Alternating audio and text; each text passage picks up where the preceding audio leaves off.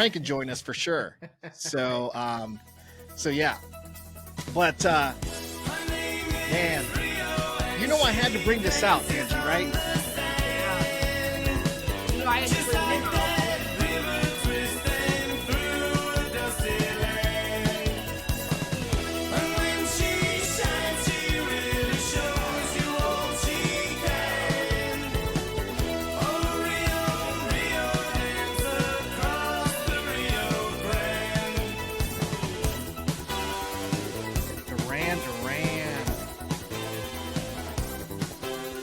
Yo, that's right. That's right. Boolean AND Brews. Let's talk story. We've got a special guest on the Boolean AND Brews podcast, straight from Greece, y'all. Straight from Greece. My good friend, my dear friend, Miss Angie Verros. Welcome to the Boolean AND Brews podcast, Lara. Thank you. I'm so excited to be here. I don't. Oh my God, that's so exciting. Carrie, why isn't mine doing that? I don't know. Like, I gotta try to do that. Does that work for me? So cool. I didn't know it would do that. I don't know what I was more excited works about. For me. Like all of you here together, but did you see Jim jamming to Duran Duran? Oh yeah. Jim doesn't discriminate. My eyes off of him. He knows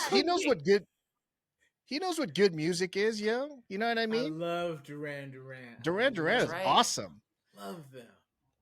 Carrie's she's too young to know about Duran Duran. No, I know Duran Duran. There's the Wolf song, right? Yeah. Otherwise, we can't be friends. I can't be friends with people who do not like Duran Duran. I do love some Duran Duran. Oh my God, that's so funny. Yeah, no, it's awesome. Hey, Angie, thanks so much for coming on the Boolean AND Brews podcast, man. What time is it there in Greece? It's like 7 or something like that. 6 p.m. 6 p.m. 6 p.m. Good. Okay, 6 hours ahead. Yeah.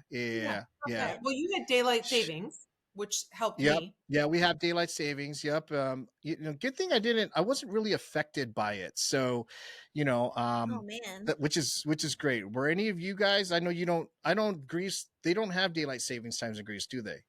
We do, but it's a different time because the damn Greeks don't like to do things with everybody else. They like to do things on their own. So we will have a time change. I just don't know when it is. Yeah. It'll just show up on my calendar one day. Yeah. Yeah. No, absolutely. Man, so listen, let's talk story. Like, I think a lot of people out there in our community know who you are, know what you've done. I actually used to work with Angie at Walmart, and she and I have kind of grown close over the last few years. And she's just a great friend, and she knows her shit too. That's the thing about Angie. Like, she knows sourcing like inside and out, right? Not only that, she's kind of like she has this like full on, like, she's definitely a definition of a full cycle sourcer, right? She knows it all. She knows how to source. Not only does she, know how to source, from your normal thing like LinkedIn, but she knows how to find people outside of LinkedIn too, which is great. Not only that, her messaging is on point, y'all. She's just awesome. Not to mention, she is the owner and CEO of Vaia, which, by the way, is just, it's a sourcing as a service. So it's a SaaS, right? Sourcing as a service, but she also has other things that she focuses on too. So we'll get into that a little bit. Angie has also spoken at several conferences, not only in EMEA and in Greece and here in the US, but she's out there, and she's one of those game-changing influencers in our industry, right? So if you don't know Angie, you'll get to know her today. And so we'll get a chance to kind of talk to her about, kind of how she came up in this industry, right? Because, she's one of a kind. So Angie, welcome. Why don't you tell the people who you are, what you do, all that good stuff. Wow. Well, thank you for that wonderful, wonderful introduction. I hope I live up to the expectation with all those nice things you said about me. Most of them, hopefully, are true. No, thank you. Thank you all for inviting me. I was really, really looking forward to this. So I would like to consider myself, or someone has called me once before, one of the OGs in the sourcing space. I've been doing this for about 20 years. And so I'm going to date myself. For those of you who are watching that do not know Duran Duran, you can now leave because a lot of people do not know who they Woo! are. So I started off as an agency recruiter. Actually, I'm going to backtrack. I was a stockbroker. I started off my career as a That's right. stockbroker. Yes. Hmm. I got a degree in marketing. I went to the Career Center at DePaul University, and I found this job to become an account executive at Dean Witter Reynolds. And I was like, Oh, ooh, okay, I'll go become an account executive at Dean Witter Reynolds because they have a training program in New York City for 4 weeks. Let me go do that. I didn't know what Dean Witter Reynolds was. I had no idea. I thought they were a publishing company, to be honest. Like now I'm gonna make myself look like an idiot, but I applied to the job. I took the job. I went through this horrible, which now that I look back, it was a horrible process because it was come to this hotel. There's going to be 45,000 people there. Wow. You're going to fill out this application. You're going to listen to this seminar. And then if we like you, we're going to choose you and you're going to come and you're going to interview with us. Anyway, long story short, I did end up taking the job. I didn't take the job because I had the qualifications, but during my interview, I told who then was my boss, I said, I don't know what I'm doing or how I'll do it, but if you teach me, I will be successful. And so I was a successful broker. Hat tip, Joe Silich, in case you're watching, he has Google Alert set up when he hears his name. So he'll probably send me a message saying, hey, you mentioned my name. Fabulous guy. He's still a wonderful friend and a mentor. Anyway, I left the brokerage world which is now the company Morgan Stanley. And I went to it was right after September 11th, and I couldn't find a job to save my life. So I ended up becoming a recruiter because my recruiter recruited me to become a recruiter. And she said to me, "Hey, you know the financial space, and you clearly, you're definitely not introverted, so you could talk to people. And let's see what you could do." And so I joined this financial services recruitment agency in Chicago, and it was interesting to say the least. And because I wasn't really good, or I didn't really want to go out and find clients. The folks that worked there had a tremendous number of years of experience, and so they said, "Hey, why don't you find the people for us?" And so that's when I really fell in love with just digging and finding people. And so fast forward, because I know that if I tell you my whole story, we're going to take up more than the time allotted. Fast part forward, two. Part two, I left agency. I went to corporate. I worked at startups. I worked at consulting firms, big companies like Walmart, like Mike said, KPMG. And then one day I wanted to start my own thing. Selfishly, one of the selfish reasons, because I wanted to be my own boss and I wanted to do what I really loved. And nobody really gave me that opportunity to do what I wanted and the way that I wanted to do it. And one reason, another reason was that, being flexible and being able to work wherever, whenever. Back in the day, there was no remote working, or maybe there was, but we weren't all privy to it. It was hard. It was really hard. And I started my company. And we've been helping clients for the last several years with their sourcing. So whether they're looking just for pipeline building, we'll help build a pipeline. Whether they're looking for interested and engaged candidates, we'll go out and we'll message them. And yes, I do write all of our messages.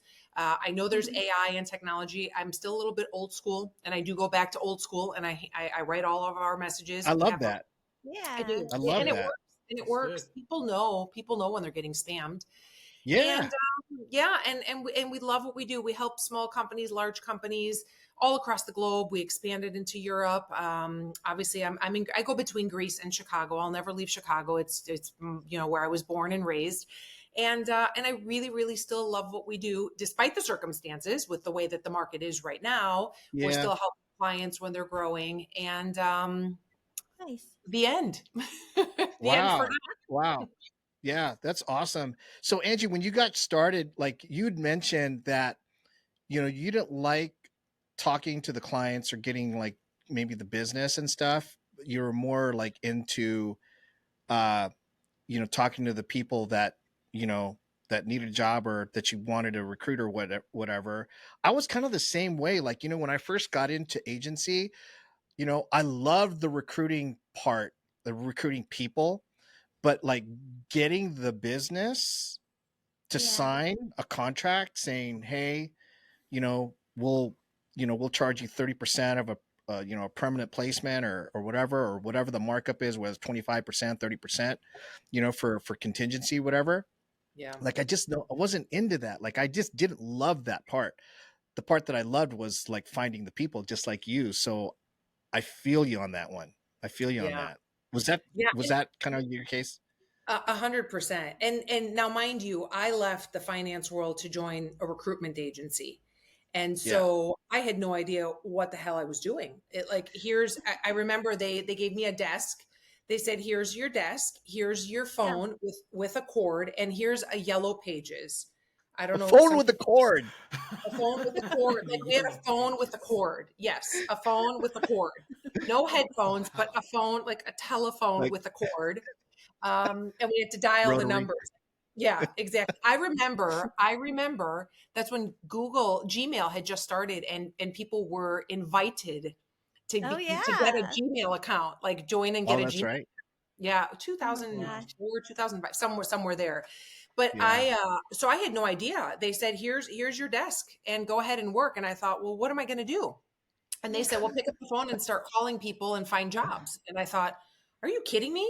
And so then I started making friends with some of the people at the firm, and they said, look, I have a job. Can you find candidates? And that's where I discovered like efinancialcareers.com and indeed.com and monster.com. And I was like, oh yeah, I could go digging and I could go find these people. I'll just type in keywords, and I didn't know what Boolean was. I had no idea. And so I just Oh my started gosh. typing keywords. Yeah. And doing all of that. And then the way that it worked at the agency was it was a split. And so if people had job orders and I was able You to would find split with them, candidates, yeah. we would split it. So they would come to me and they would say, oh, you found this person a candidate. Can you help find one for me? And sure. Can you help find one for me? And so then I ended up becoming like more, let me find candidates. People have job Yeah. orders. I'm not going to go Yeah. find clients, and let me do it that way. And I did it like that. I absolutely loved it. I just loved looking for Nice. people. I still do. Yeah. Yeah. 100%. Yeah. That's so cool. I love how you adapted yourself to what you're doing now.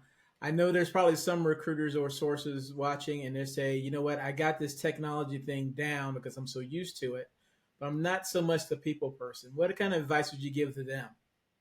Yeah, well, one thing I'll have to say about the technology piece. So technology is great, right? But look at what happened with X-ray and using Boolean. It's not as easy as it used to be. As some of our friends, as some of you may know, one of our friends who constantly talks about the blue devil, he who shall not be named. It is difficult when you have barriers like that, but there are creative ways in going around and finding that, finding the people, right? So I think to the people who have a hard time in the business development piece, trying to get the job orders, and who like to really dig, be creative with your ways of trying to find those candidates. It works the other way too, Jim. If you're looking for clients, like me, I'm always looking for clients. It works the same way, where I go in and I try to find a target, company that we want to work with, that align with what we do, and then create a creative message and really figure out what's in it for them to come and work with us, or what's in it for the candidate to talk to me. Yeah. So I think stepping outside your comfort zone, and I've said this many times, and that could be maybe taking your shoes off when you're on stage. Yeah. Someone does that, don't they? So stepping outside of your comfort zone and feeling comfortable, to do that. And I've said this many times, get comfortable with being uncomfortable. People just don't have that. People are really set in their ways. And I think that if they don't take a leap of faith, sometimes they won't cross that line that they want to. So that would be my biggest advice. Don't be afraid. Don't be afraid of rejection, and don't be afraid to try something. What's the big deal if someone says no? move on to the next one. That's the advice that I got from my mentor, from Morgan Stanley, who I would say, I'm afraid that they're going to say no, that they don't want to be a client of mine, that they don't want to buy stock. And he was like, who cares? Hang up the phone and dial another one. There's a gazillion millions of people out there. You'll find a client. Your advice reminds me of dating in college. Once you get enough rejection, it doesn't bother you anymore. It can apply to anything, Jim. Anything. Yeah. I have a question. How did you come up with the name of your company? So Yeah. that's a really good one. Nobody knows. I don't even think Mike knows. No. I don't. No. I just felt like, with your Greek background, I'm like, it's probably Greek something. No. So when I was thinking of a name for the company, I was trying to figure out, there's always different talent companies or recruiting companies, and they have the word in it. And I was sitting around with my husband one day, and I'll let you all in on a little secret. Shout out to Yanni, by the way. Thank you. He's not here. Someone replaced him. I love for the him. day. Someone replaced him for the day. So we were trying to figure out what's the best name for a company, and we just said, let's take our initials of our names. And so while my name is Angie Verros, that's my given name, from when I was born. But when I met my husband, he had a really long last name, and I took his last name, and it's Angelopoulos. So my real legal name is actually Angela Angelopoulos, or in Greek, Ageliki Agelopoulou, in case you wanted to know that. And we were thinking of how do we come up with a name. So we did VAIA, which is Verros Angie, my initials, and then Ioannis Angelopoulos, which are my husband's initials. And we just said, let's call it Vaia. And it just, I love it. It just stuck. And it's a nice story when people ask, well, what does it mean? It really doesn't mean anything. It just means, the two of us. That's awesome. I love that. Little Man, heartburn. I don't even know why I didn't even think to ask you, because I used to moonlight for Angie, you know what I mean? And used to do some work for her. And I just never, I don't know, like my curiosity went away. I just like, oh, Vaia, oh, okay. It's funny because like I always thought like, oh, she probably ripped it off from Vaio. Because you remember when Sony laptops, Sony laptops, the Sony Vaio. Yeah. So I used to have one of those. So I was like, oh, maybe it's kind of like a play off of that, but no, it's not. But I love it, Angie. That's awesome. Thank you.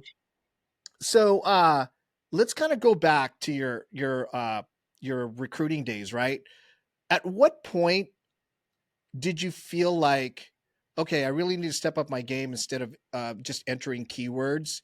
Where did your sourcing skills start developing? And what did you kind of start out with? Was it Boolean? Was it just like going to different sites? Like what was that? What was the aha moment for you where you said, okay, yeah, this is where it's at? Yeah. So I've always had a knack for tech and love to test out new things. And so when I left the agency and moved over to other companies, I started digging a little bit more into, different applicant tracking systems, different, LinkedIn Recruiter at the time. Like some of the aggregation tools didn't exist back then. Yeah. And where I really found out there was an entire world of like this, right, with sourcing was when I went to SourceCon for the first time in 2016. I think it was 2014, 2015. Okay. Yeah. That's when yeah. And I went by myself. That was California. That was California. That was Anaheim. No, it was the one before. It was Dallas. It was Dallas. That was 2000. That was 2015, actually. Then it was 2015. So Yeah. I remember going to Dallas. It was Dallas. I remember going to Dallas, and I swear to God, you guys, I had never met Steve Levy, but he scared me just from watching him on social media. And I was like, this devil, whatever the devil fire Levy recruit, whatever his handle was. And when I got there, I saw hit like to find Steve, follow the sign. And I was like, I need to meet this Steve guy. Like, who is this guy? I was very intimidated by him. Now he's going to give me total crap for me saying this. Anyway, I had gone to SourceCon and I was by myself. And so, like a first timer going to an event, I sat by myself. I brought my notepad. I was trying to write things. I was trying to listen. And I just, like, my mind was blown by hearing other peers of mine talking about things like Jim Schneider telling us on an iPhone, you could set, alerts to come from really important hiring managers. I mean, like, that was a long time ago, right? That's really not mind blowing anymore, but it was back Still then. dope. Yeah. It's still, yes. And how to go out and find people and Boolean strings and tools Yeah. and tech. And I thought, where's this been my whole life? I've been recruiting at this point for 10 years plus, and I'd never seen any of this. And so, like I've always been that nerdy person. I came back, and of course I couldn't try everything, but I started digging and testing and trying. And I thought, I really like this tool. I think for me, it's, and a lot of people ask these questions, I'm sure to all of us on this call, that, well, how do you know which tool is right or what tech you should be using? Well, there's too much, right? So test out a few and see what sticks and use a couple of them. You can't use them all, right? But I wanted to use them all. And I created Yeah. folders on my laptop, and I was going and trying, and my credit card was blowing up because it was the freemium, and then I got charged and whatever. Oh, And no. but then I always went to old school Boolean, because Yeah. what I did find was that tech didn't always work for me. And maybe it was the way that I was using it, or things were changing, things didn't work all the time. And so I always had that in the back of my mind. Well, I'm going to keep up with old school Boolean, because I really think it works no matter what. My daughter did a project. She actually got inspiration from Glenn Cathy's social. Oh, I forgot what it was. It was it was an event. It was a talk that he did. Social engineering. Social Oh. Oh yeah, engineering. yeah, yeah. So she did it. Yep. She did a report on that for her school about engineering some stuff. I don't remember what it was, but it was going back to old school. And I thought, tools and tech work, but not all the time. And so you need to Tried and know true, the man. theory, right? You need to know the theory behind the scenes, because if something breaks or something doesn't work, well, then what are you going to do? And I know a lot of people say, oh, I mean, it's true, right? A lot of people do that. What do you, Put that on put that on a t-shirt. Yeah, seriously. See, this It's is why I true. love it. This is why I love It's Angie. It is true though, because like a lot of people think that there's a tool out there that's going to solve all their problems, but when they start using that tool, they're like, okay, now what? Like, I mean, I got a few results that I wanted. Now what? Like how? See, and that's the thing. People stop there and they're not curious enough to actually Yeah. actually know how to optimize that tool. Mhm. Um, exactly. and like let's just say like you're in your instance, like if it stops working or it's not doing what you expected it to do, like what now? Like where do I go? Like how do I find the people that this tool was supposedly able to find? And now you're kind of stuck, because if you don't know the basics of search and how to look for people and being curious, I think a lot of people quit and they're just like, they'll Yeah. just throw their hands up. But like, Yeah. I think that's really important. Even Yeah. if, even on to piggyback on what Chuidian said, even if you use these tools to find the people that you want, what if all of your competitors are using the same tool, coming across the same Yeah. people, and these people are tired of recruiters calling them, so they're Yeah. not answering their calls. So you need to know other ways to find people beyond the tools for that reason as well. Yeah. Yeah. And I I think know it sounds so cliche and so uh so easy, but it's also about the relationships too. It's not just going out and yeah. finding people. So you could go and you could find people. And I know Glenn talks about this all the time. You go and you do a search and you don't find people on your first page, you go to your second page or start backwards or whatever the case may be, right? Just because you found 100 people and you reached out to them and you didn't get the responses that you wanted to, doesn't mean you got to go out and find 100 more, right? Well, why don't you try reaching out to them a second time and a third time and a fourth time? Remember, I'm all for rejection. I get rejected every single day with what I do, and it really makes a difference. After so many years, Mhm. I remember the first girl I placed back in Chicago. She went to she went to Citadel. or I pulled her from Citadel and she went to Bank of America back then. She was my first placement and she Oh, still, like I wow. still talk to her, we're still connected. And I Oh, think that's that, awesome. Wow, yeah, that's cool. and people sometimes like, I know now I'm going to go on a little rant. I hate when people talk bad about recruiters, but sometimes we just don't do a good job. We're very, very transactional. We just want to fill Yeah. the job. And so we're going to go and find whatever we need to do, find whoever we need to find and get them in front of the hiring manager. And then we're done. Well, what about those other 100 people that you talked to or that you messaged or whatever? What are you going to do with them? Don't you want to close them out one way or another? And unfortunately, it makes a bad name for all of us, especially Yeah. in this market now. I'm sure Ooh, you see what's happening about ghosting, about people not responding to candidates like that. yeah. That's terrible. Don't get me wrong. I've done it. All of us have done it. Like we've gotten too busy. We haven't responded, and for anybody watching, I'm really, really sorry if I've done that. Sometimes it happens, but we just need to get We've better all at done it. it. We've all Yeah. done it. It's not a volume play. It really is not a volume play. It's quality. Let's go find the people, take the time. I think that again, tools, tech, AI, all this fun stuff. Great. Use that to, get rid of the stuff that you do automated and then really Yeah. spend time doing the quality stuff because people prefer the quality and they'll remember you and they'll come back to you. And whether it's a Yeah. candidate referring you another candidate, or telling you about a company that's hiring or a hiring manager who you worked with that wants to work with you again, that's going to recommend you. Like it's all about the relationships. And really it's not rocket science. That's Nope. all it is Yeah. just take value, put value into your work. Now the Hey, end of Angie, rant. yeah, no, I totally get it. Just kind of backing up. So like with the Vaia now, do you find that finding the business is enjoyable for you now, or is it, I mean, that's two different things because you're working for a company trying to find business. Now you're working for you own your own Yeah. business and now you've got to find the business. Is it enjoyable for you now? Look, probably not as much as it has been in the past, but I will tell Oh, you sure. that I have been very, very lucky that from day one, we did good work and our business built organically. So whether it was word of Nice. mouth, whether it was referrals, I was fortunate enough that I didn't have to do like crazy, crazy business That development shit because was busy too.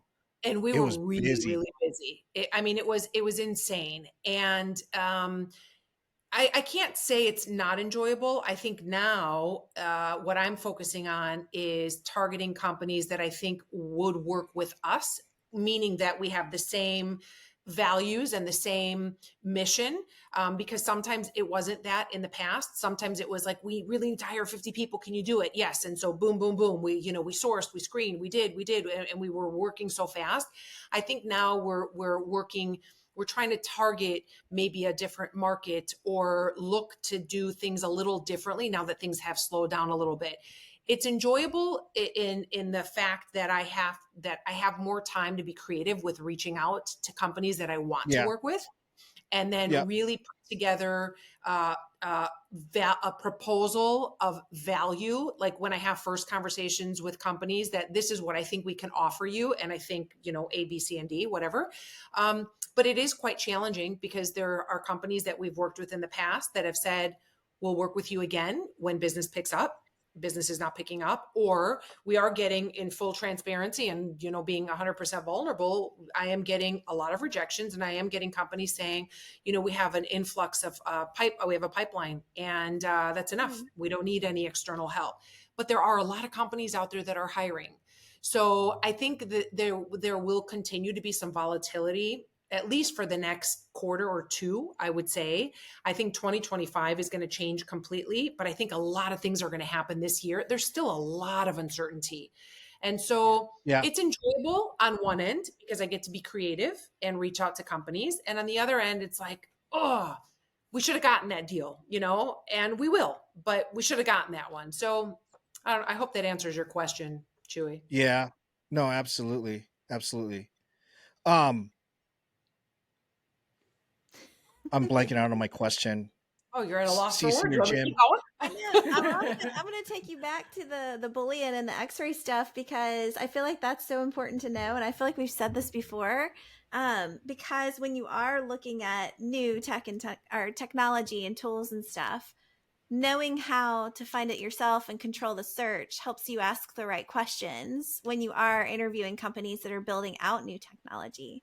So I feel like knowing how to do it behind the scenes and how the, under the hood, if you will, of how things work is so important. So, so important.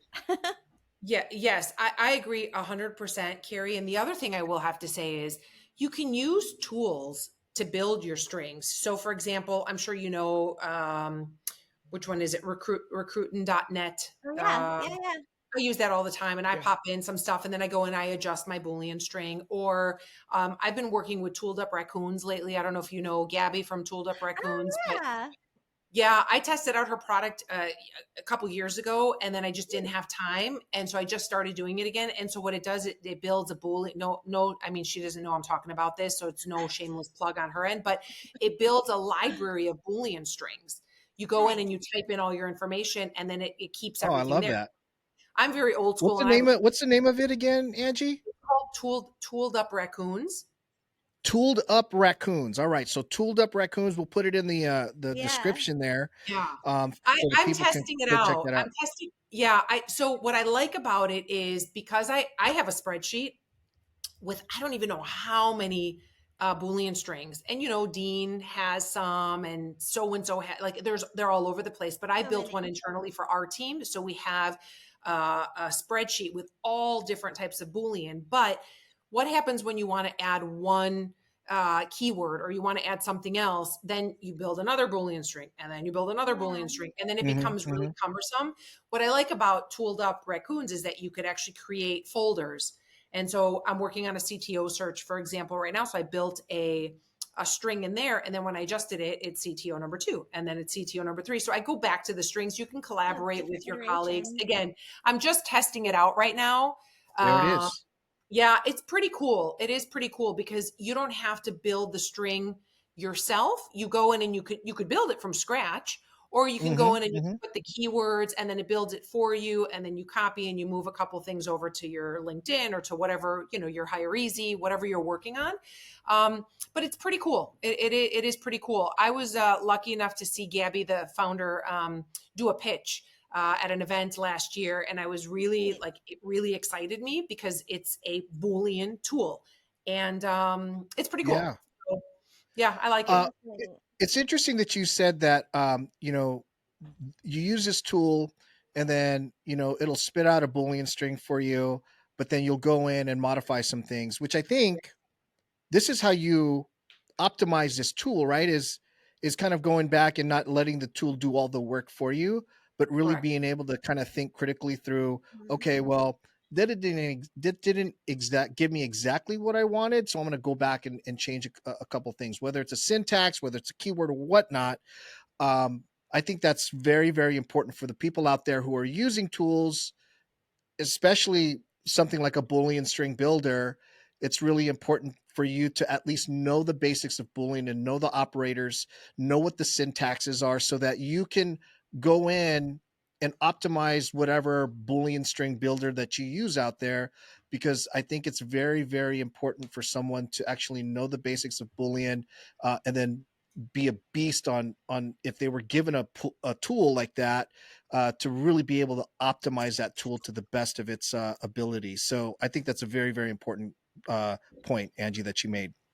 Yes, and another thing that I do, which again, it might be very time consuming, it might be very old school, but think about all of those profiles. We won't even get into the fact of what profiles on LinkedIn are not public, right? So you can't even see them. That's where the X-ray and all that other stuff comes in. But think about the profiles that are public on LinkedIn that don't have titles, that don't have some of the keywords. They might have a skill.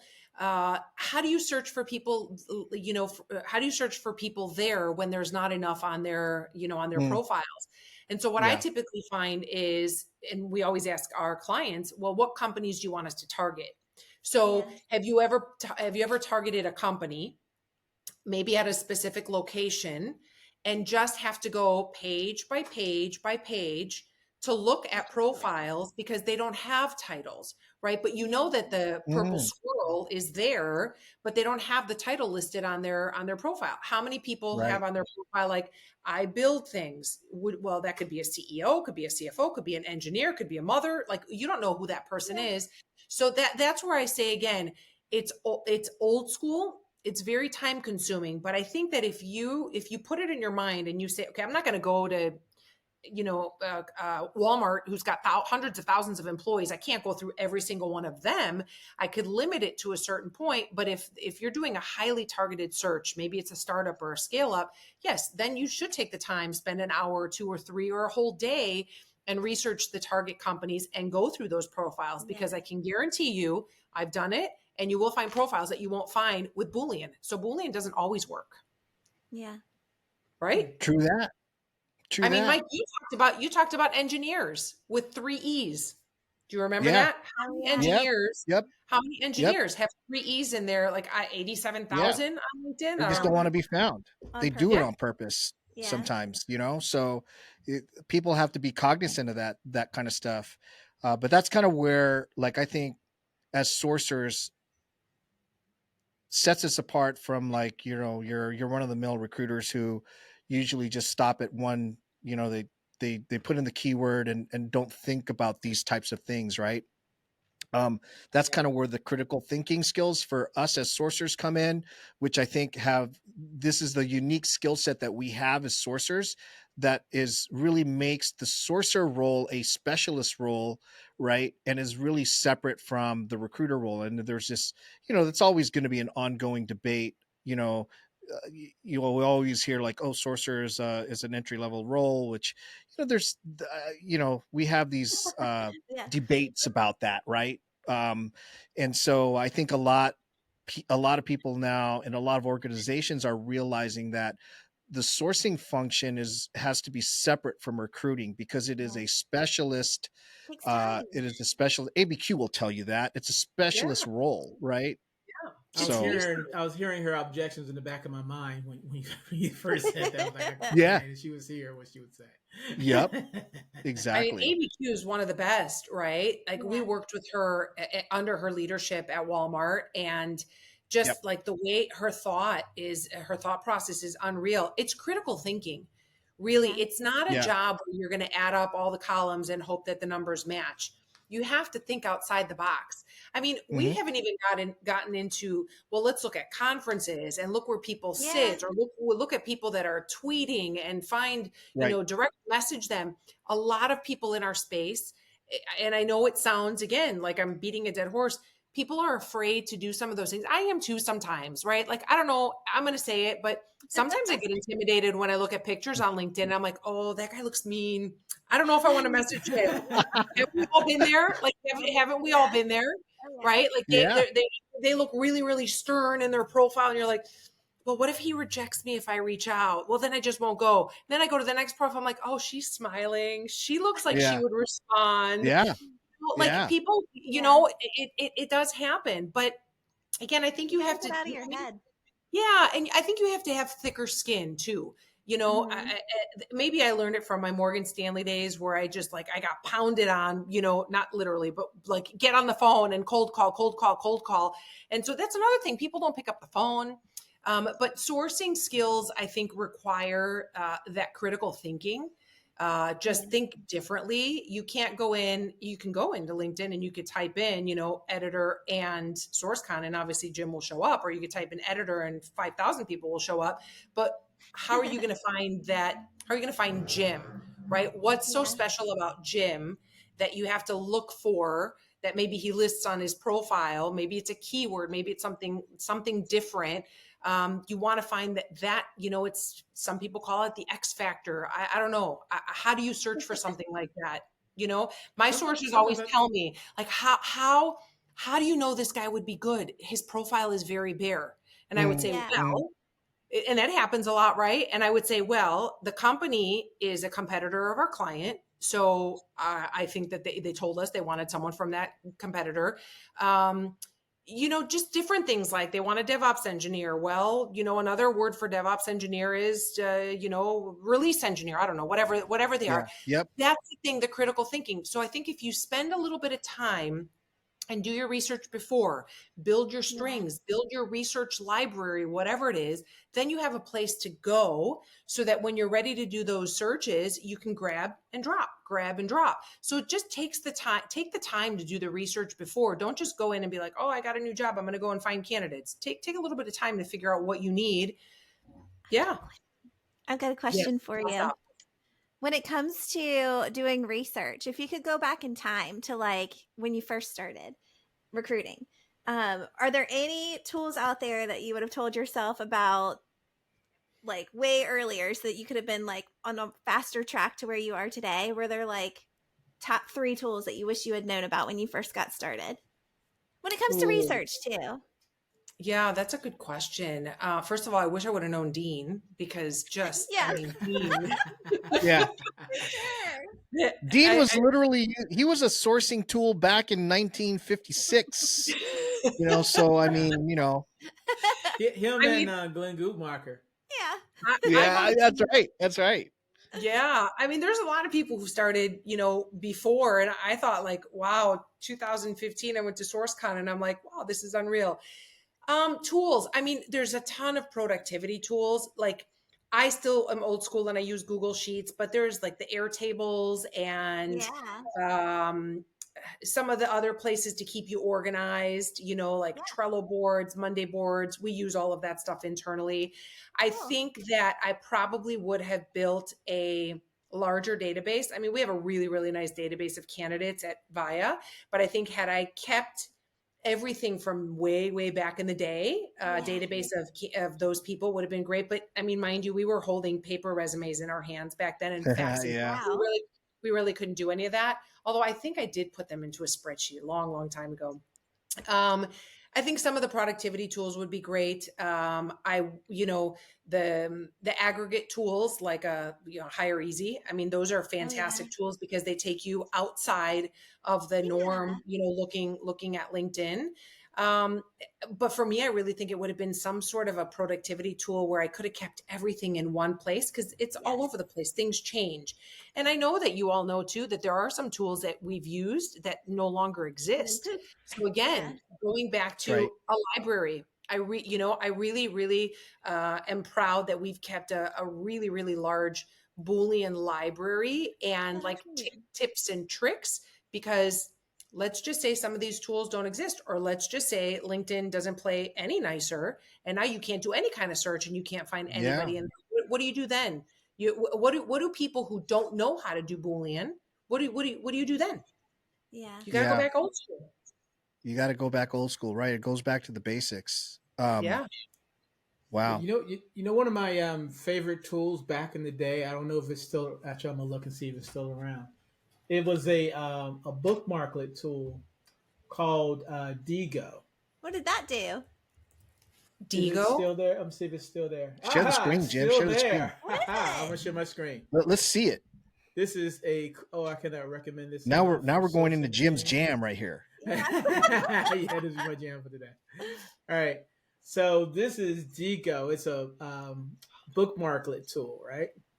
So let's say I do a search for I don't know, the DevOps person, right? And I do a Boolean search and I come across that person's information. I either come across their LinkedIn profile or I come across some research paper that they did or whatever. I would then bookmark this particular page where I found this person. I would use a yellow highlighter and highlight different pieces on the document that I found. Mm-hmm. And then I would write little notes saying, oh, this person is great for rec number 234 or whatever, right? So now I got a little personal record of what I found. But you can do that with other tools. But what makes Digo so cool is that I can create a group on Digo. And I'm going to let Angie in and CC in and Chuidian. So now when they are searching the web for a DevOps person, they come across the same information. They say, oh, I see Jim is already here. He beat me because I see where he has saved this particular document. I see the yellow sticky notes that he's made on the document. So as a sourcing team, everybody can go out and search the web, and then you come across some information someone else has. Oh, that's saves you great. time. Dang. So that Wow. I suggested to them, I don't know if they ever happen to see this. I suggested to them this would be like an awesome sourcing tool. I should train sourcers, and I would say this is a tool you got to use, right? Yo, Because what's it up, saves time. Digo? We trying to get some sponsorship Oh. up in here, bro. It is a Like, very what's good? I use this all the time back in the day. I loved it, and also Man, it's still going, man. That's still there. awesome. And I also would do like search strings and save my search strings. So I do a Google search, and I would say the Google search, Yeah. and then I would tag it DevOps engineer or rec or whatever, right? And then when somebody new will come into the sourcing team and say, "How do I find this?" I said, "Look, first go to Digo and look at the strings, look at the places we've already found." So it's a built-in library of research that you can just go to That and is get so familiarized yourself smart. with. Dang. I don't know why Digo. I suggested it to them. They wanted to go another route, but that's fine. But maybe somebody enterprising will see this and say, "Hey, I can rip this off." I don't say rip off Digo, Wow. but I can That's do dope. something similar and market it for a sourcing team. It would be awesome.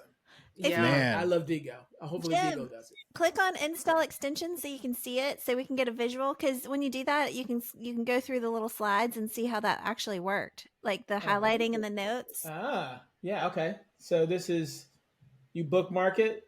This is the thing where you can edit bookmark, annotate article, so on. This is me highlighting different things on this Oh, Wikipedia that's page. cool. I want to try it out. I Yeah, this know. little, I don't know if you can see it, but this little yellow sticky thing. That would be like a little note that I could leave. Yeah, there it is. So I will highlight this, and then I will leave a little note saying, "Hi, I found this first." Nice. before That's Angie did. cool. I like Awesome. it. That kind Yeah, of that's thing. interesting. That could be fun Yeah. for a hackathon or something. You could, Oh yeah. you know, Yeah. you could leave the little breadcrumb trail and like you found it at the end. Yeah, that's cool. That's So so neat. if nothing else, everybody jump on the Digo bandwagon. It's There it is, I don't Digo. know why sourcing. We open for sponsorship, bro. We need that Yes. sponsorship dollars. Let's go. If you got a sourcing team, play around with this. It'll save you a lot of time. You know, Love Jim, it. it goes back to tools, right? How do you know what tools you should use? Because there are so many. Yeah. I am gonna bring up one more that I am testing Okay. out. But we just started testing it out, which you may have heard of, but it's an enablement tool for recruiters called Poetry. Have you heard of Poetry? Poetry HR. So Adam Gordon put together it kind of reminds me of Digo, but it's a Okay. place where everybody goes together. If you want to you can pop in the website there too, but it's, I think it's poetryhr.com.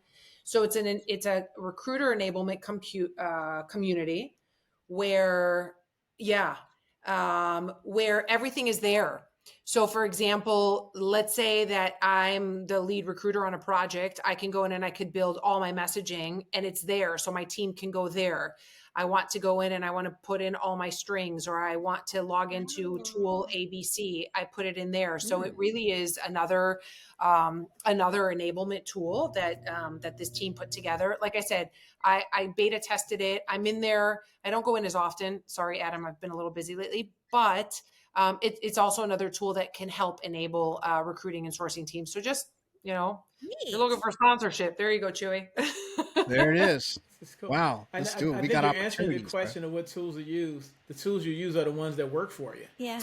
Yeah. And that's the That's thing. huge. Like the tool that I like may not be the right tool for you or for someone else on my team. Some True. people and that's the thing. There's too many.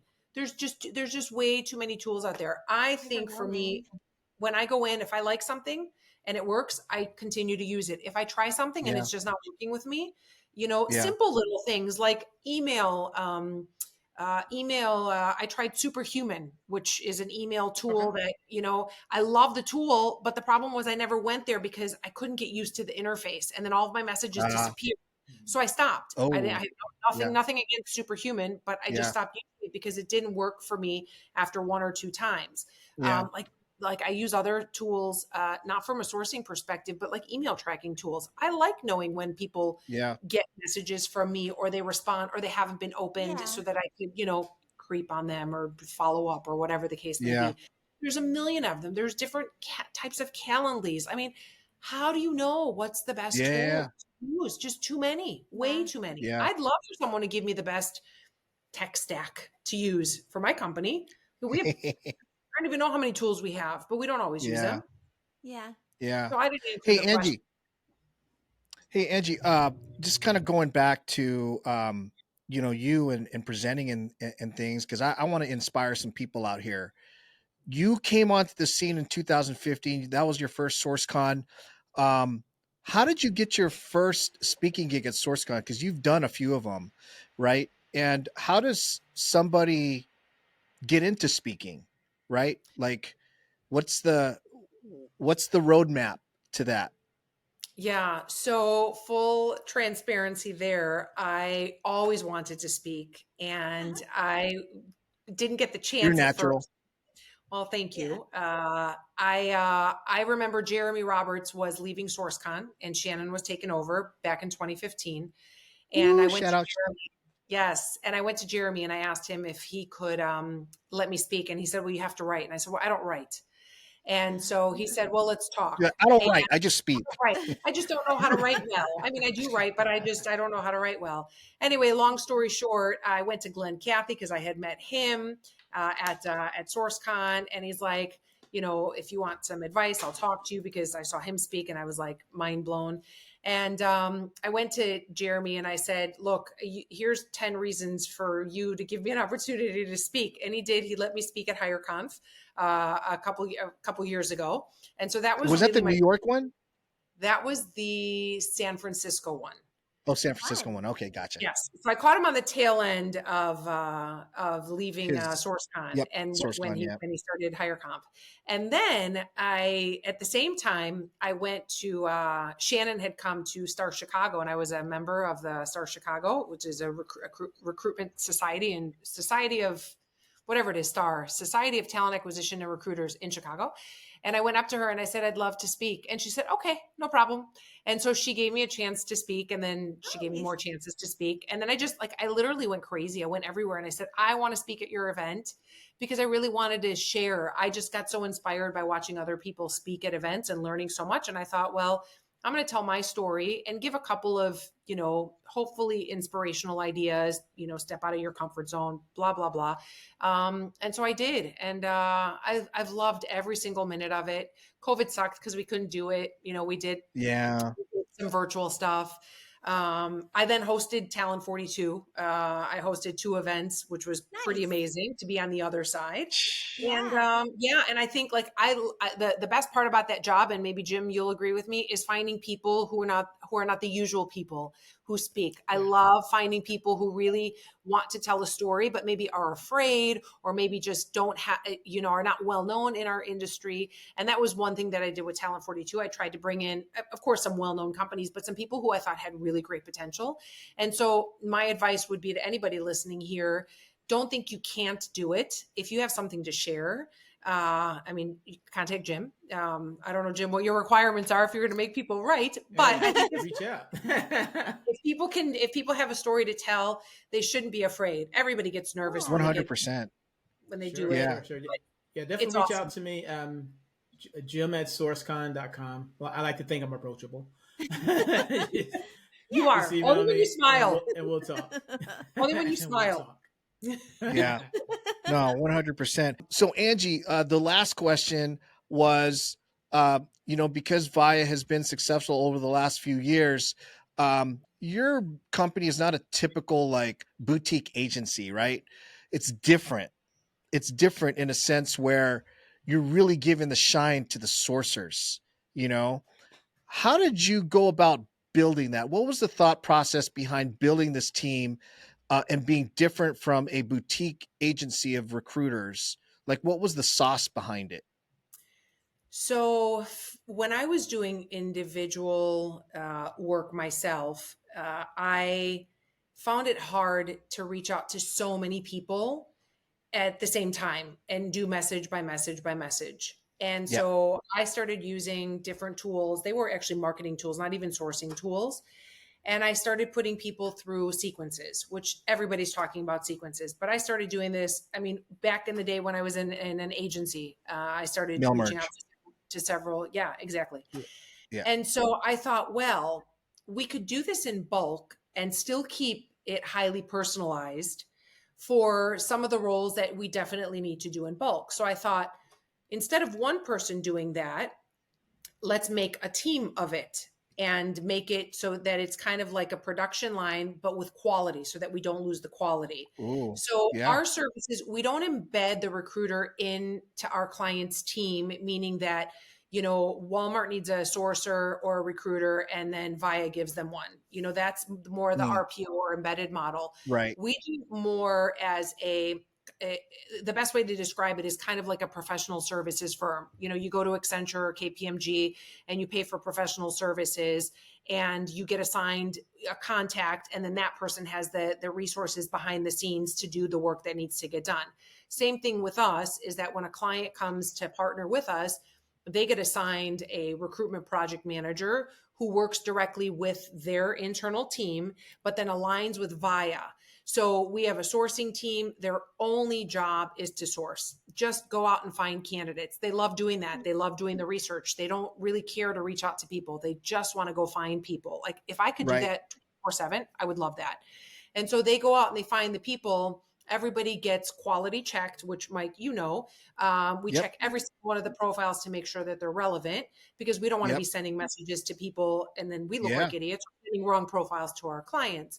And then once they're checked, then the recruitment PM, who is the person who is the face of the client, to the client, I should say, then they reach out to all of the candidates. And they reach out to them with the highly personalized message. We include a link for them to schedule some time. And once they schedule time, they go to team 3, which is our screening team. So it's source, Yep. engage, Nice. screen, present. It's really, it Love it. works when we have a lot of people, but we Yeah. don't I lose love the that. quality. We never lose the quality. And so Right. that's where we are a little different than an RPO or embedded, because Yeah. it's project based, or professional services, I should say. It's very consultative, and we really partner with the clients to help them hire at scale. And by having dedicated teams doing dedicated Yeah, I like things, that. I it makes love us that. move a little bit faster. I mean, I've Yeah. gotten challenged before by people. Well, what if your sourcers get bored? They don't. They love Yeah. doing that. We give them other things to do. We have initiatives. We have special projects, list building, things like that. But yeah, it really works. And then the biggest piece I'm going to say is that, while I take huge pride in the work that we do, because that's just me, I want to make sure we deliver quality. We're Well, very you the effective. owner. I mean, I hope you would. Well, absolutely. I mean, I do that all the time. Even for companies that I have worked at, people would say to me, "Well, it's not your company. Why do you care so much?" Because that's how I am. That's how I was born and raised. And Yeah. As you have, should. it's called, 100%. it's called a work ethic for some of people. Some of the people who don't know, Yeah. it's a work Exactly. ethic. And I have Exactly. it. But the good thing is that we deliver quality, and our costs are so much better than an agency or embedded. So that's 100%. the value that we provide. Get quality for less. I mean, it's a no-brainer. Some people think it's too good to be true, but it works. Period. I love it. Really neat. That's so Yeah. amazing. It's just such a unique service, you know what I mean? And Mhm. I don't know how many companies are actually doing it like you do. So shout out to you, man. You a pioneer out in here, bro. Like, shoot. So what's next, Angie? You speaking at any conferences or anything like that this year? Like what's good? Like I know you travel a lot, right? So you travel within EMEA, right? And then you'll make the occasional, like me and CC and Susanna saw you at Nice. TalentNet at Craig's event, which was Yeah. awesome. It was I just went. Shout great out, to hang out with you and shout out to Craig. Young. Yeah. Shout Yeah. out. I got his book. Yep. Awesome. Yeah. 100%, man. So what's next for you? Anything else? Anything coming up for you? So I don't know yet. I think the first half of the year is going to be a little quiet. I'm not sure. I would love to attend an event soon. I think fall would probably be a better time for me. I am hosting a Disrupt HR event in Athens in April at Oh, Workable's office. So we do one every year over there. Well, it'll be our third one. We did one I, pre-COVID, one last year, and I one. was gonna say, like, are you part of Athens Disrupt Athens? Like because I've seen you. You're like part of the committee, aren't you? So I own Disrupt HR Athens. So Disrupt HR is the community that Jennifer McClure put together. And so I asked for Athens. It wasn't taken. And so I hosted an event in Athens a couple years ago, and then we renew every year to keep that. So we workable sponsors, and they'll be doing it for the third time. So it's my event that I put together. We have pretty amazing I love it. speakers. That's awesome. I think Greece is really, really thirsty for doing, for bringing people together. There's a Yeah. really big startup and scale up opportunity here, and a lot of people that in this space that are growing. And so I am hoping to do something more in the space in Greece. More to come on that, most likely in the fall. I am working on something to target the local Greek community as well. So, anyways, hey, Angie, thank you so much for coming on the pod. We really appreciate It's such a great conversation. It was awesome. Like we loved it. We loved it. We hope that you come back on the show again. And, we really had fun with you. Anyways, we look forward to seeing you, hopefully, in conferences and things like that. It's been great. So for Jim, Cece, and Chewy, and Angie, you're listening to the Boolean and Brews podcast. We'll catch you on the next one, y'all. Awesome.